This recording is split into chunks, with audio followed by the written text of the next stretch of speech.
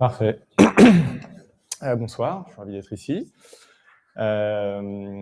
Donc, je vais vous parler de ce qui s'est passé chez Nabla lorsqu'on a mis l'IA entre les mains des médecins, tout ce qu'on a pu observer.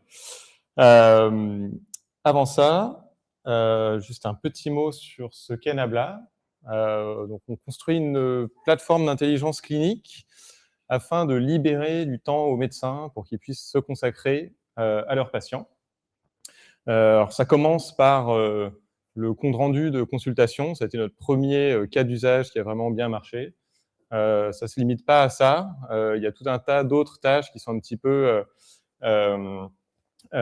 qui peuvent occuper beaucoup de temps dans la vie d'un médecin. Il y a, avant même une consultation médicale, il y a tout ce qui est un peu l'agrégation, la revue du dossier patient pour comprendre éventuellement l'historique, ce qui est parfois fait pendant la consultation, faute de temps d'ailleurs, plutôt qu'avant. Il va y avoir ensuite, après la consultation, un certain nombre de choses à faire. Il peut y avoir de l'administratif particulier lié aux prescriptions, lié au courrier d'adressage, lié au codage médical dont vous venez d'entendre parler, et même plus généralement le codage médical. Il est souvent utilisé par donc, le circuit de remboursement, par les assurances. Il y a d'autres interactions comme ça qui vont pouvoir prendre pas mal de temps aux médecins et aux professionnels de santé. Voilà, on ne s'adresse pas exclusivement aux médecins. Juste pour vous faire une petite idée de ce à quoi ça peut ressembler. Donc là, on fonctionne sur desktop, sur mobile. Donc en fait, Nabla va pouvoir transcrire. Donc il écoute la consultation finalement entre le médecin et le patient, fait une transcription de ça, utilise des modèles d'IA pour générer un compte rendu. On va pouvoir ensuite éditer ce compte rendu, faire différentes choses. On génère donc d'autres informations et ensuite on exporte tout ça à l'intérieur du dossier patient. Et voilà, il y a d'autres fonctionnalités sur lesquelles je ne reviendrai pas, mais il faut savoir que la voix, ça reste vraiment c'est une des sources d'input les plus importantes pour nous. Quelque chose qu'on ne sait pas forcément, c'est beaucoup de médecins ont déjà l'habitude de parler à leur ordinateur, à leur téléphone, via une fonctionnalité qu'ils utilisent depuis longtemps, qui est la dictée, tout simplement. On a beaucoup de professionnels de santé qui vont dicter des comptes rendus, parfois faire dicter des comptes rendus.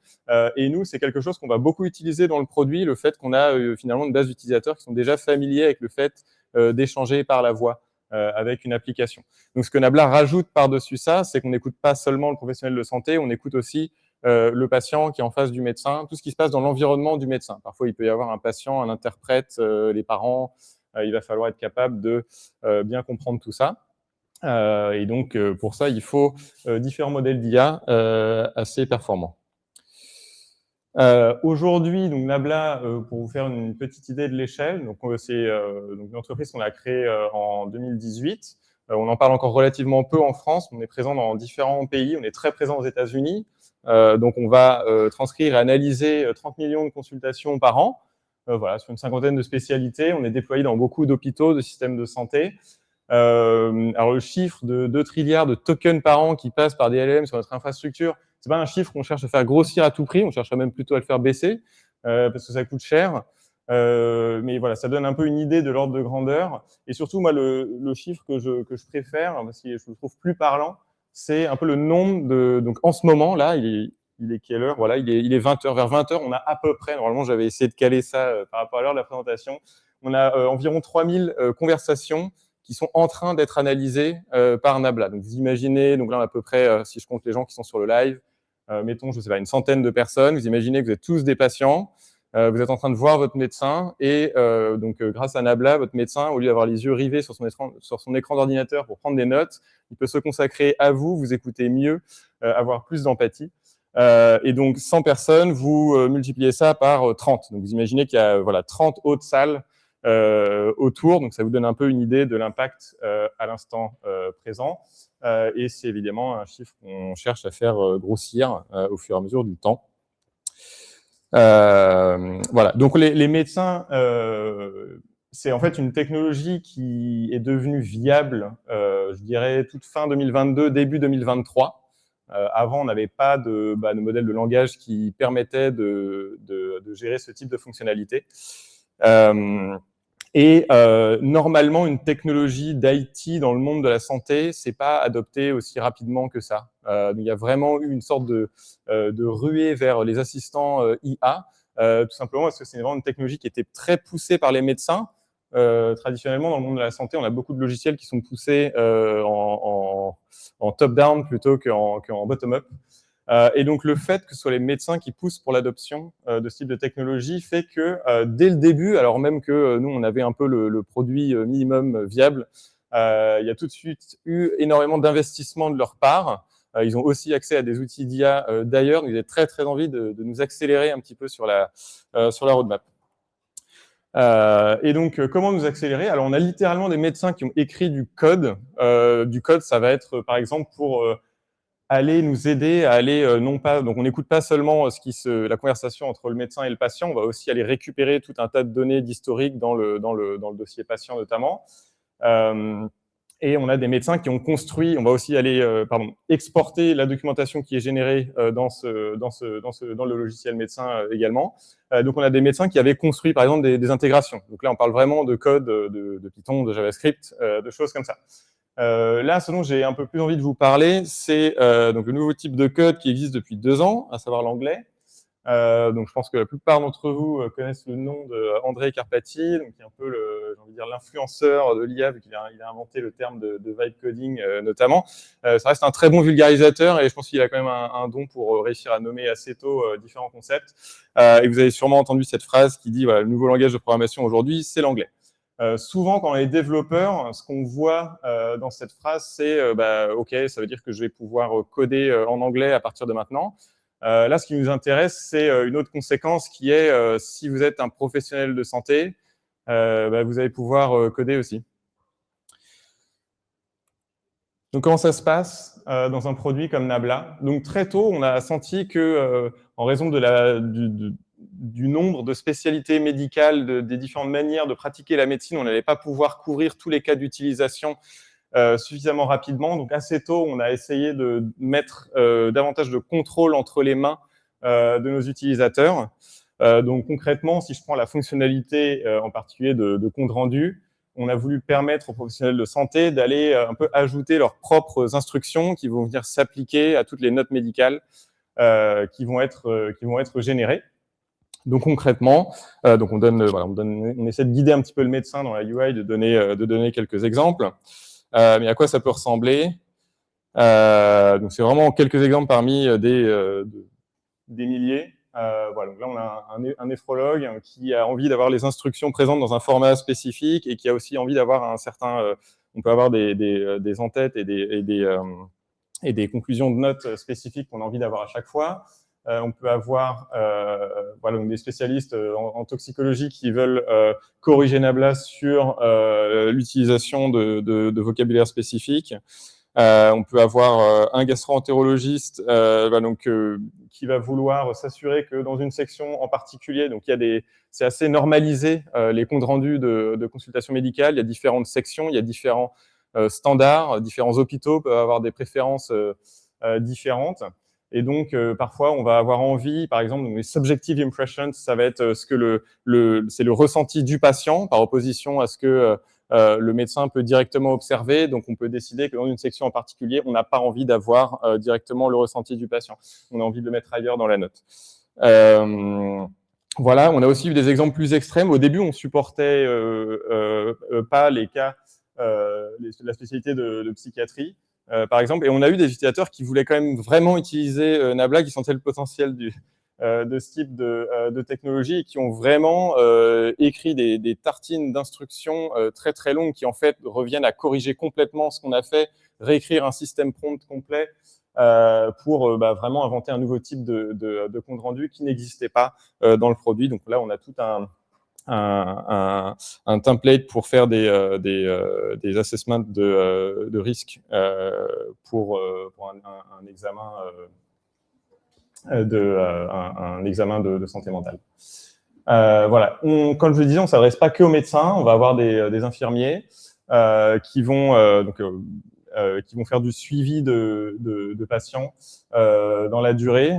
Et on a voilà, certaines organisations qui vont en fait avoir envie d'avoir des instructions personnalisées plus pour des raisons de conformité, s'assurer que les notes contiennent bien certains types d'informations, qu'on a les disclaimers qui vont bien, qu'on a bien pris en compte, qu'on avait fait confirmer certaines informations par le patient, etc., etc. Donc ça, en fait, c'est des cas d'utilisation qui sont bons, qui sont légitimes. Il y en a certains, quand on les regarde, on se dit que ce serait quand même bien si Nabla pouvait les gérer nativement et qu'il n'y ait pas besoin de les refaire soi-même. Mais voilà, c'est plutôt ce à quoi on s'attendait. Il y a des fois où ce type de fonctionnalité peut être moins bien utilisé. Donc ça, par exemple, c'est donc les EM codes. C'est un cas spécifique de codage médical. Donc vous avez entendu parler juste avant. Donc Nabla initialement n'avait pas de fonctionnalité spécifique liée au codage médical. On va avoir un utilisateur qui dit bah moi je veux que vous me fassiez en gros du codage médical. C'est pas aussi simple que ça, malheureusement. On aimerait que ce soit le cas.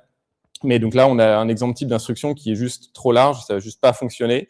On peut aussi avoir des instructions qui sont un peu très spécifiques qui en réalité vont s'appliquer qu'à certaines consultations et il peut y avoir en fait des risques liés à ça, d'avoir finalement de pousser un petit peu les modèles d'IA à presque à ajouter des informations qui en fait n'ont pas eu lieu pendant la consultation. Donc ça c'est quelque chose pour nous on ne veut pas du tout. De toute façon les comptes rendus sont toujours vraiment relus par les médecins, mais on a envie qu'ils aient le moins besoin, qu'il n'y ait pas besoin de beaucoup les éditer. Donc concrètement, ce qui va se passer pour des instructions comme ça, c'est que en fait, elles vont être un peu appliquées et on va avoir une partie de notre pipeline derrière qui, si on a en fait trop dévié de ce qui s'est dit verbatim pendant la consultation ou de ce qui était présent dans le dossier patient, en fait, on va juste l'annuler et donc c'est comme si l'instruction ne fonctionnait pas. Voilà, parfois l'esprit de la fonctionnalité n'est pas forcément compris, donc on va avoir des instructions comme ça qui le patient s'appelle Joe, alors que bon bah les patients ont a priori tous des noms différents. Et donc ça en fait ça se transforme concrètement en des rapports de bugs. Pourquoi tous mes patients s'appellent Joe? Et en fait c'est juste que la personne avait oublié qu'elle avait mis ça comme instruction. Ou alors des choses qui sont en fait contradictoires avec ce que nous on a dans le produit. Donc on va avoir des réglages qui sont en dur. On peut dire voilà s'il y a des listes, est-ce que vous voulez des listes avec des chiffres, des listes avec des bullet points? On peut avoir un réglage qui dit bah là j'ai mis des chiffres et puis une instruction qui dit en fait il faut utiliser des bullet points. Qu'est-ce qu'on fait? Et donc ça pareil, c'est quelque chose qui peut voilà, donner des comportements qui ne sont pas compréhensibles par l'utilisateur. Donc en fait on a un peu fait évoluer l'approche au fur et à mesure du temps. Concrètement, en fait, comme les développeurs aujourd'hui, les professionnels de santé, ils ont de plus en plus besoin d'un coding agent, donc d'un agent pour coder. Donc aujourd'hui, on commence à mettre en place des interfaces conversationnelles où on va dialoguer un petit peu plus avec le médecin. On va essayer de prendre le feedback, de voir finalement qu'est-ce qu'il y a besoin de corriger sur les notes de manière générale et on va guider un petit peu plus le processus. Donc on va essayer de détecter justement les sources de contradiction, on va détecter si une instruction en particulier peut créer des risques en termes de conformité, etc. Et donc ça a permis ça commence, parce que on a commencé à le rollout, on commence à avoir un impact vraiment positif sur la qualité générale du code écrit par les utilisateurs. Il y a un deuxième souci qui est, donc si on parle toujours en termes de code, c'est le runtime en dessous, qui est en gros constitué de un ou plusieurs LLM orchestrés d'une certaine manière. Ces LLM, ils changent très souvent. Donc c'est un problème dont on ne se doutait pas forcément au tout début quand on a lancé le produit. On pensait que voilà, ça devait être donc fin 2022, ça devait être GPT 3.5 ou juste avant GPT 4. On pensait naïvement qu'on allait pouvoir continuer à utiliser ces modèles assez longtemps et qu'on aurait envie de migrer vers de nouveaux modèles juste pour profiter de la capacité supplémentaire, d'une meilleure qualité de modèle tout simplement. En fait, le planning est assez agressif parce que les différents labos d'IA ont envie d'avancer vraiment très rapidement. Et donc, il faut vraiment garder en tête que quand on met un modèle en production, il faut partir du principe qu'un an plus tard, il peut avoir disparu ou quasiment disparu, c'est-à-dire que peut-être qu'il y a toujours une API, mais par contre, il n'y aura plus forcément de la capacité disponible, surtout quand vous opérez à une échelle qui est vraiment très large. Et donc, en fait, on a dû très tôt développer un muscle qui permet d'aller remplacer le modèle qui est en dessous du produit. et faire ça avec une base donc voilà, de dizaines de milliers de médecins qui utilisent le produit. Donc on est sur une échelle où tout changement, finalement, même si c'est un changement qui est censé être en bien, va être vu par les utilisateurs. On peut casser des workflows. Si on n'avait que nos prompts à nous, ce serait facilement gérable. Mais si vous avez aussi le code écrit par les utilisateurs par-dessus, là, vous augmentez d'un cran la difficulté. Ce serait bien si les nouveaux modèles étaient systématiquement meilleurs. Le problème, c'est que la définition de meilleur, elle est assez subjective. Je pense que vous êtes tous familiers avec ce type de benchmark, quand il y a des nouveaux modèles qui sortent, voilà, où le nouveau modèle est meilleur sur tous les benchmarks, sauf un pour montrer qu'on est fair dans l'évaluation. En pratique, nous, voilà, on a besoin de compétences particulières des modèles, en particulier sur le domaine médical. Et donc, on peut ou pas observer des corrélations avec ce qui est marqué dans les benchmarks. Dans tous les cas, on est obligé de tester pour vraiment voir ce qui se passe. D'autant plus qu'il y a d'autres facteurs qui rentrent en ligne de compte. Il y a le coût, mais il y a aussi la latence. On est là pour économiser du temps aux médecins. Et donc, si le nouveau modèle, il fait de l'extended thinking et qu'il réfléchit pendant 5 minutes pour sortir une note, c'est pas possible. Et comme je le disais, il y a aussi des contraintes liées plus au monde de la santé, où on doit s'assurer que les données ne sortent pas ou d'Europe ou des États-Unis, suivant l'endroit où se trouve le client. Et des contraintes tout simplement de capacité, c'est-à-dire est-ce qu'on peut avoir suffisamment de tokens sur un modèle donné. Donc, pour savoir si un modèle est mieux ou pas, c'est comme quand on change, quand on fait évoluer un produit, finalement, on va avoir envie d'écrire des tests pour ne pas avoir à faire confiance aux benchmarks des fournisseurs de modèles, mais vraiment avoir sa propre évaluation quantitative. Le problème, c'est que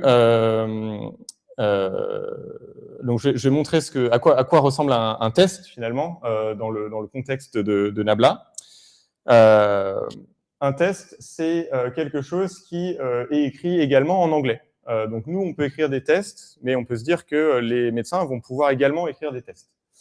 Donc je vais prendre l'exemple d'un test qui est donc non pas sur le compte rendu, on va montrer un peu une autre fonctionnalité. On a une fonctionnalité dans le produit qui est en fait une génération d'instructions que le médecin va pouvoir envoyer au patient. Donc c'est assez important. On observe que les médecins sont capables, quand ils utilisent Nabla, de générer des instructions beaucoup plus détaillées que ce qu'ils pouvaient griffonner en 5 secondes avant pour le patient. Ou alors on a des patients qui prennent des notes en catastrophe avant la fin de la consultation pour être sûr de rien oublier. Donc Nabla apporte aussi pas mal sur ce cas d'utilisation.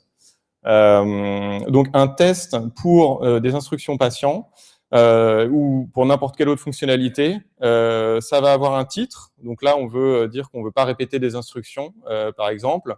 Il va y avoir une description d'une question que pose le test. Donc en gros, c'est quoi une instruction et ça veut dire quoi répéter une instruction. On va essayer de donner davantage d'exemples et de contexte au modèle et comment il faut répondre à la question. C'est une expectation, donc c'est vraiment comme un test de code.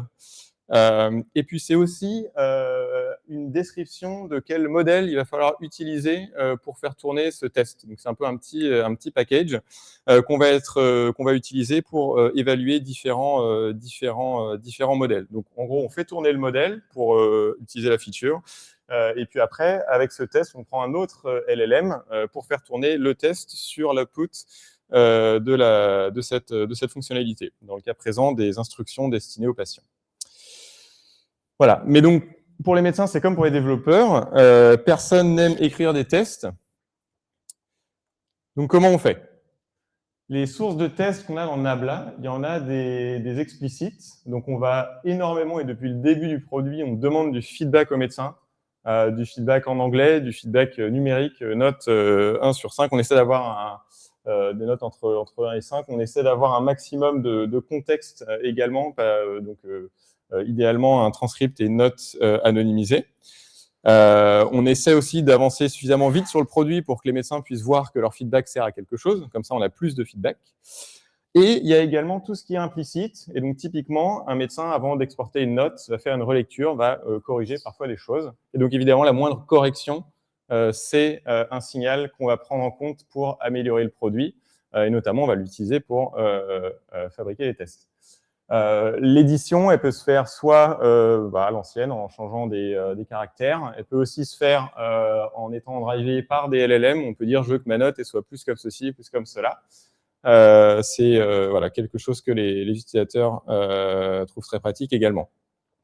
On va aussi avoir des petites suggestions. Donc, parfois, on génère une note. Il y a des choses où on a des suggestions d'amélioration. En anglais, ça s'appelle CDI, pour Clinical Documentation Improvement, où en fait, il peut y avoir des choses qui n'ont pas été verbalisées pendant la consultation, mais on a un peu une suspicion que ça pourrait être intéressant d'ajouter une information en particulier, parce qu'en gros, il y a une incertitude sur ce qu'on met dans la documentation. Donc, en fait, on pose la question au médecin. Et le médecin peut valider ou invalider. Donc, toute action du médecin, finalement, c'est un feedback pour le produit. Donc, on va collecter tout ce feedback. On va utiliser les modèles d'IA pour générer des tests, donc tels que ceux que vous avez vus avant. Évidemment, suivant le format du feedback, il peut y avoir plus ou moins de bruit. Donc, il ne faut pas croire tous les tests. Donc, c'est une suite de tests qui on n'a pas vocation à passer 100% des tests pour faire un changement de modèle ou un changement de prompt, bien évidemment. Mais ça nous permet d'être beaucoup plus précis dans nos mesures. Donc, une fois qu'on a ces tests, on va pouvoir notamment arrêter de vouloir faire tous nos prompts à la main et demander aux médecins systématiquement d'aller corriger nos prompts en rajoutant leurs propres instructions. On va pouvoir rentrer dans les workflows d'optimisation de prompts automatiques. Donc, je pense que certains d'entre vous ont sans doute déjà utilisé des outils comme GEPA. Donc, en gros, on va définir un petit peu ce qu'est une manière d'évaluer un prompt, finalement, et puis on va avoir différents systèmes plus ou moins malins, avec notamment un LLM de réflexion qui va aller générer des nouvelles versions des prompts. Et comme ça, on peut, quand on a des métriques assez précises, augmenter pas mal la performance sur beaucoup de tâches. Et notamment, quand on veut changer quelque chose de fondamental dans le produit, notamment les modèles qu'on utilise, ça peut permettre d'adapter les prompts beaucoup plus rapidement que ce qu'on aurait pu faire auparavant. C'est pas un outil magique, c'est assez facile, notamment d'avoir des prompts à rallonge qui vont aller overfitter finalement les tests. Là, c'est des tests qu'on collecte au fur et à mesure du temps. C'est pas une suite de tests exhaustive, telle que celle que vous pouvez avoir si vous écrivez du code et vous regardez votre test coverage et vous voulez absolument écrire des tests pour tout. Donc, il faut vraiment garder ça en tête. Mais c'est quand même un bon outil à avoir voilà, dans sa caisse à outils. Donc, ça nous donne une boucle d'amélioration où on a finalement une fonctionnalité qui va être drivée par un prompt. Il y a un contexte. Le contexte, c'est tout le signal qu'on a pu avoir, audio, tout ce qui se trouve dans le dossier patient et d'autres choses. Également les instructions explicites que l'utilisateur a pu donner. Donc ça, je le mets dans la brique contexte. À partir de ça, on produit de la documentation. On va avoir du feedback qui peut être explicite ou implicite qu'on va utiliser pour générer des tests. Ces tests vont ensuite être utilisés pour aller optimiser les prompts. Et puis, on a une boucle comme ça d'amélioration du produit.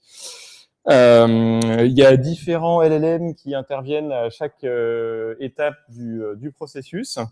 Il y a quelque chose dont j'ai pas parlé, qui est en fait l'utilisation de savoir interne. Donc, on va beaucoup parler avec nos utilisateurs. On va parler, alors, soit avec l'utilisateur final, soit si on parle d'un hôpital, d'un système de santé, on va aussi parler, avoir des discussions un peu plus haut niveau avec les gens qui cherchent à faire adopter les outils dans leur organisation. Et également des sources un peu externes. Il y a des bonnes pratiques qui sont en évolution constante dans le domaine de la documentation médicale. Donc, on va finalement aussi donner accès à notre engine d'optimisation de prompts à toutes ces bases de données pour aussi faire évoluer les prompts au fur et à mesure du temps. Ça ne couvre même pas tous les cas d'utilisation de LLM en réalité qu'on peut avoir. Une fois qu'on a des LLM, c'est un peu, comme on dit, une fois qu'on a un marteau, tout commence à ressembler à un clou. On a un peu envie d'en utiliser partout. Donc notamment pour les tests, on peut chercher à optimiser sa suite de tests pour éliminer les redondances, faire différents types de choses. Le feedback, il est explicite. Alors, peut-être exercice devoir maison, c'est de réfléchir à ce qui se passe si on commence à générer du feedback avec des modèles d'IA également. Bref, vous pouvez avoir une imagination sans limite là-dessus. Évidemment, il y a une limite à tout ça.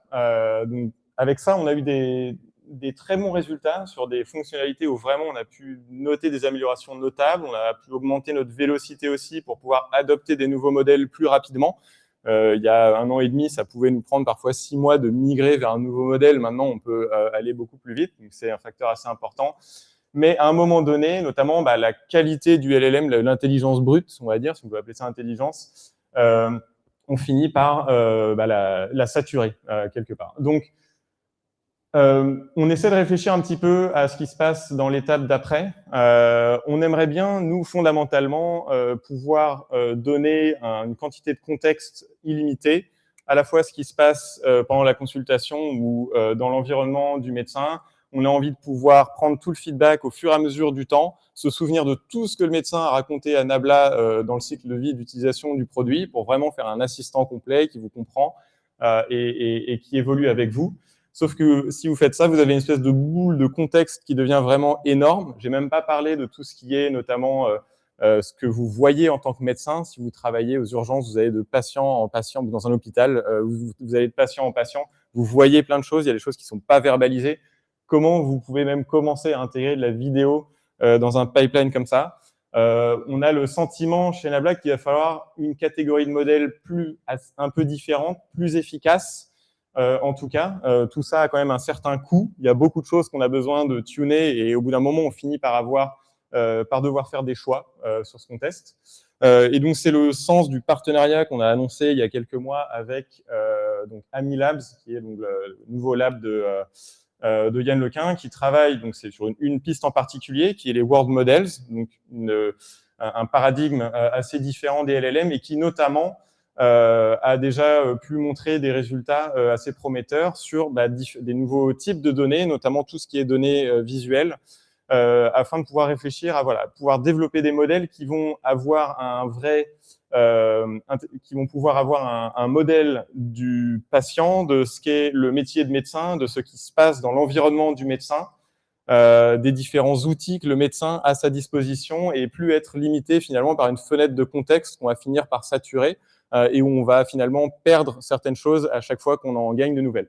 Voilà, donc ça, c'est un sujet actif, c'est à la fois un sujet de long terme, c'est un sujet de moyen terme. On espère pouvoir annoncer des choses dans le courant de l'année prochaine, des premiers impacts sur le produit. Donc voilà, si vous êtes intéressé par tous ces problèmes-là, nous, on recrute très, très activement chez Nabla pour vraiment développer tout ça et vraiment construire l'assistant dont tous les médecins rêvent et vraiment continuer à améliorer la qualité des soins fournis par les médecins dans le monde entier.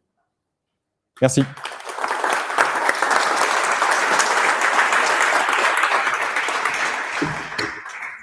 Merci Martin. Oh, pardon. Je me faufile. Est-ce qu'on a des questions? Yes. Ok, merci beaucoup, super présentation. Petite question, pas forcément technique, mais plus sur, tu disais, les médecins ils sont très friands de la solution, que ça se déploie bien, mais au niveau des patients, parce que je sais pas si mon médecin l'utilise, ouais. Mais ça suscite des petites questions de data privacy, de trucs comme ça. Ouais. Donc évidemment, l'utilisation d'outils comme Nabla, c'est quelque chose qui est explicite. Donc en fait, en tant que patient, vous allez être informé de l'utilisation de ce type de logiciel. Vous allez pouvoir donner ou non votre accord. Alors, il y a la manière dont le consentement est donné va aussi pouvoir varier d'un pays à l'autre, on est beaucoup déployé aux États-Unis, ça peut varier d'un État à l'autre. Il y a beaucoup de règles qui ont été intégrées dès le début dans la conception du produit, effectivement. Voilà. En pratique, on utilise le taux de refus reste très faible. Voilà. Mais il existe et c'est évidemment quelque chose qu'on a besoin de pouvoir accommoder et on a également aussi besoin de pas mal informer sur la manière dont on traite les données, évidemment les problématiques de rétention, où vont les données, qui traite les données. C'est un sujet vraiment, vraiment critique pour nous depuis le début. Bonjour, merci pour la présentation. Moi, j'ai deux petites questions. La première, c'est est-ce que vous avez essayé d'utiliser le système de gestion de mémoire, genre au lieu pour avoir un contexte sur la personne. Et ma deuxième question, c'est au niveau de LLM, sachant qu'il peut avoir des rate limits par minute, comment vous gérez en fait ces soucis-là quand vous avez plusieurs requêtes dans la même minute? Ouais. Ouais, la gestion de mémoire, c'est une très bonne question. En tant que développeur, on y est pas mal habitué. On a des outils comme Claude Code qui rendent ça effectivement de plus en plus automatique. On a donc déjà dans le schéma que j'ai montré, donc il y a une manière plus ou moins indirecte. Finalement, on va prendre finalement ce qui se passe dans le produit, qui est les actions effectuées par le médecin. On va automatiquement générer des tests à partir de ça qui vont informer le processus d'optimisation des prompts. Et donc, ça fait une sorte de mémoire indirecte. La question de mémoire directe, elle est bonne. On a fait des tests là-dessus. Parfois, on peut avoir, si on est un peu trop direct, on peut avoir tendance à overfitter aussi sur des choses qui sont produites dans l'histoire récente ou accumuler parfois des mémoires qui peuvent être un petit peu contradictoires. C'est pour ça qu'on a besoin de pouvoir auditer un petit peu plus, mesurer plus précisément en fait l'impact d'intégrer de nouveaux éléments dans les instructions qui sont utilisées pour un médecin en particulier. C'est pour ça qu'on garde info qui est légèrement plus compliqué qu'une mémoire directe, mais c'est quelque chose qu'on continue de tester à mesure que les LLM deviennent plus puissants, parce que finalement, nous, plus on peut simplifier la boucle de feedback dans le produit, plus on peut diminuer la latence dans le produit, diminuer les coûts pour nous. On cherche vraiment pas la complexité pour la complexité, en tout cas. Et il y avait une deuxième question Non, tu peux me permettre. sur le... Ouais. Donc ça, oui, c'est un vrai... J'aurais pu faire un talk séparé là-dessus. Donc, on va utiliser différents providers de LLM. Je n'en ai pas parlé, on a aussi nos modèles à nous pour différents types de tâches. Souvent, ça va être des LLM plus petits, mais qu'on a fine-tuné sur des données métiers un petit peu plus précises. Et donc, pour des LLM propriétaires, on ne va pas avoir la main directement sur l'infrastructure, mais on a besoin de beaucoup de tokens. Alors, il y aurait une approche qui serait de réserver systématiquement le pic de capacité, ce qui coûte extrêmement cher. En pratique, on ne va pas faire ça. On va s'assurer pour chaque fonctionnalité qu'on peut avoir différents modèles capables de gérer la fonctionnalité. Idéalement, on diversifie même les providers, les modèles qu'on utilise. Et comme ça, on va pouvoir mesurer un petit peu notre taux de fallback. Donc, on va quand même provisionner une capacité minimale. Et pour gérer le pic, en fait, on va monitorer en continu. Est-ce qu'on a bien de la disponibilité sur le modèle idéal et à quel point on a besoin de faire du fallback sur d'autres modèles. On a aussi des modèles maison dans tous les cas qui peuvent tourner, mais même là-dessus, on a aussi besoin de GPU, donc c'est pas gratuit non plus. Parfois, on peut avoir besoin de faire des réservations de GPU qui peuvent coûter un certain prix également. Donc en fait, on a un peu une espèce d'orchestrateur dans le produit qui va décider un petit peu, évaluer les niveaux de santé de différents endpoints LLM et faire du routing. Voilà. Maintenant, bon, il y a aussi pas mal de librairies, de frameworks aujourd'hui, vraiment de routing de LLM qui sont de plus en plus sophistiqués, qui font ça. Nous, on a eu le besoin dès début 2023. Et puis il y a aussi des choses qui n'étaient pas couvertes par les premières librairies qui ont pu apparaître. Donc on a pas mal de tooling en interne pour gérer ces choses. Merci. Est-ce qu'on a une dernière question? Yes.